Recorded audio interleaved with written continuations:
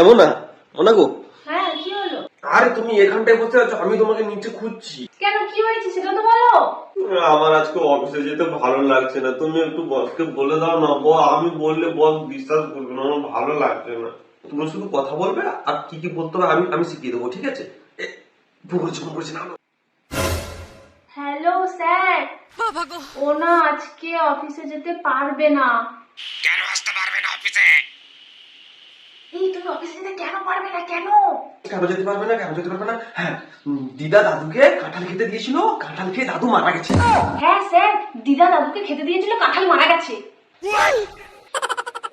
কাঁঠাল মারা যায়নি, কাঁঠাল মারা যায়নি, দাদু মারা গেছে। দিদা খেতে দিয়েছিল কাঁঠাল, কাঁঠাল খেয়ে দাদু মারা গেছে। ও না না স্যার, না না স্যার, কাঁঠাল মারা যায়নি, কাঁঠাল মারা যায়নি, দাদুকে খেতে দিয়েছিল, দিদা মারা গেছে।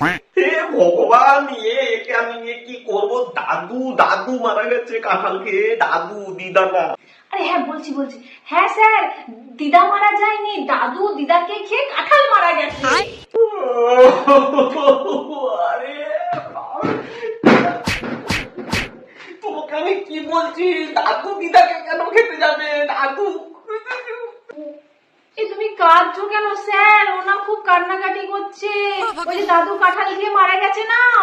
আরে দাদু ওর মনে কাজ করার ইচ্ছা নাই, ওকে আর কাছে আসতে হবে না।